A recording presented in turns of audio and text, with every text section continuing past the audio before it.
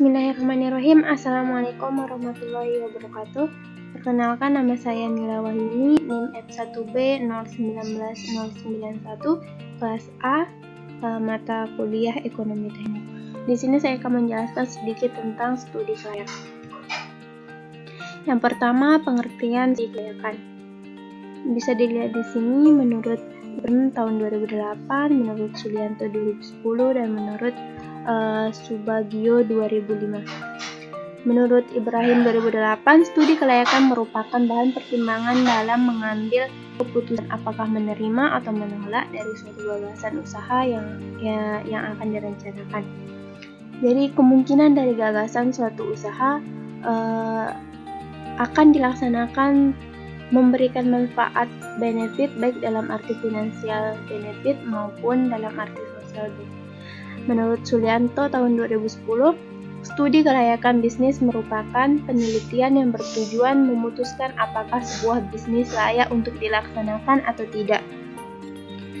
Jadi sebuah ide bisnis dinyatakan layak untuk dilaksanakan jika ide tersebut dapat mendatangkan manfaat yang lebih besar bagi semua pihak dibandingkan dampak negatif yang ditimbulkan.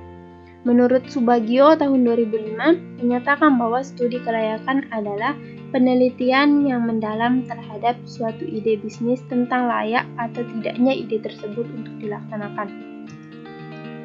Lanjut, tujuan studi kelayakan bisnis. Menurut Umar tahun 2005 berpendapat bahwa tujuan yang ingin dicapai dari studi kelayakan bisnis kurang-kurangnya mencakup 4 pihak. Yang pertama bagi pihak investor, kedua bagi analisis, yang ketiga bagi masyarakat, yang keempat bagi pemerintah. Pertama bagi pihak investor. Jadi studi kelayakan bisnis ini ditujukan untuk melakukan penilaian dari kelayakan usaha untuk menjadikan masukan berguna.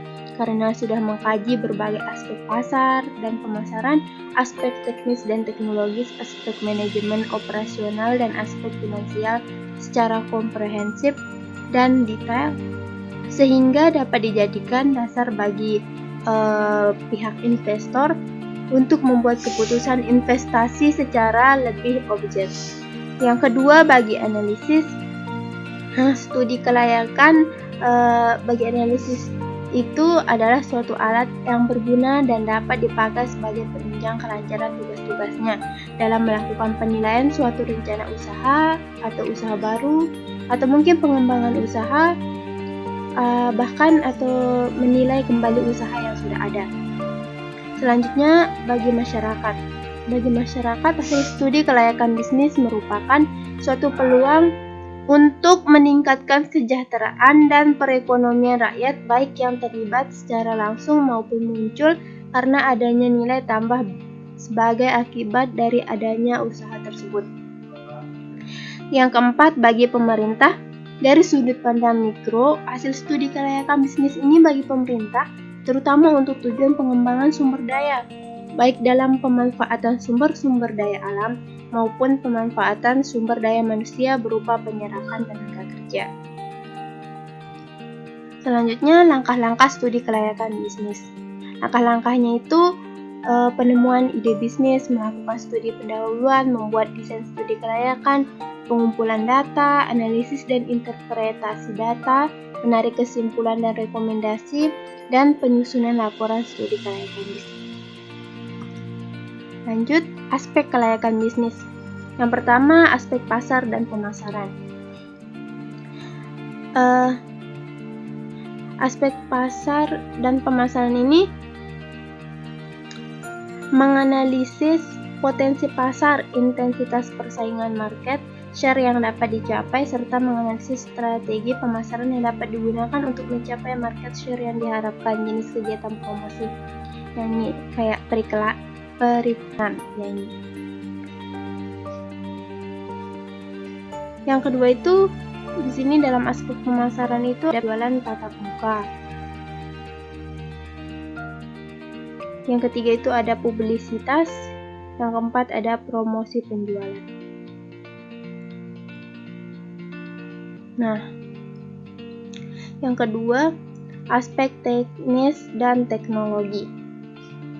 Aspek teknis dan teknologi ini adalah menganalisis kesiapan teknik dan ketersediaan teknologi yang dibutuhkan untuk menjalankan bisnis. Yang ketiga, aspek manajemen dan sumber daya manusia. Aspek ini yaitu manajemen dan sumber daya manusia yang menganalisis tahapan-tahapan pelaksanaan dari kesiapan tenaga kerja, baik tenaga kerja kasar maupun tenaga kerja terampil yang diperlukan untuk menjalankan bisnis. Aspek keuangan. Nah, di sini ada metode Net Present Value, NPF, NPV, metode Internal Rate of Return, IRR, metode Net Benefit Cost Ratio, Net B or C, metode Payback Period, PBP, dan analisis sensitivitas. Yang pertama, NPV. NPV ini digunakan untuk mengurangi kekurangan-kekurangan yang terdapat pada metode payback. Sedangkan IRR merupakan metode untuk menghitung tingkat bunga yang dapat menyamakan antara present value dari semua aliran kas masuk dengan aliran kas keluar dari suatu investasi proyek. Yang ketiga, Net Benefit Cost Ratio menyatakan besarnya pengembalian terhadap setiap suatu biaya yang telah dikeluarkan selama umur proyek. Yang keempat, metode Payback Period merupakan metode yang digunakan untuk menghitung lama periode yang diperlukan untuk mengembalikan uang yang telah diinvestasikan dari aliran kas. Dari aliran kas tahunan yang dihasilkan oleh proyek investasi. Yang ketiga, analisis sensitivitas. Nah, analisis sensitivitas ini untuk menguji seberapa jauh proyek yang dilaksanakan sensitif terhadap perubahan dari harga-harga input dan output. Tujuannya itu dilakukan analisis sensitivitas ini untuk memperbaiki desain atau pelaksanaan bisnis sehingga dapat meningkatkan IRR dan untuk mengurangi resiko kerugian dengan cara melakukan tindakan pencegahan.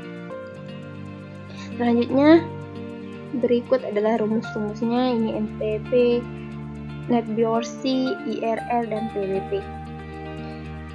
Ini bisa dilihat. Nah, NPV ini kelayakan suatu bisnis dinilai dari total manfaat yang diterima melebihi biaya yang dikeluarkan.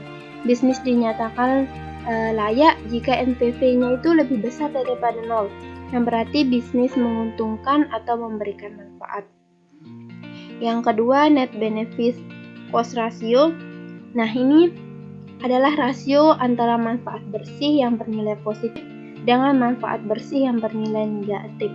Suatu bisnis dikatakan layak jika net benefit cost ratio-nya itu lebih besar dari 1 net dari 1. Kalau ini lebih besar dari 0, ini lebih besar dari 1. Selanjutnya IRR. IRR itu adalah tingkat diskon rate yang menghasilkan NPV-nya itu sama dengan 0. Sebuah bisnis dikatakan layak apabila IRR-nya lebih besar dari opportunity cost of capital. Sedangkan PBP, Payback Period Method, ini tuh untuk mengukur kecepatan pengembalian investasi. Semakin cepat payback period suatu bisnis, maka semakin baik bisnis tersebut dijalankan. Perubahan-perubahan yang umumnya terjadi dalam analisis sensitivitas itu disebabkan oleh penurunan penjualan dan kenaikan harga bahan baku.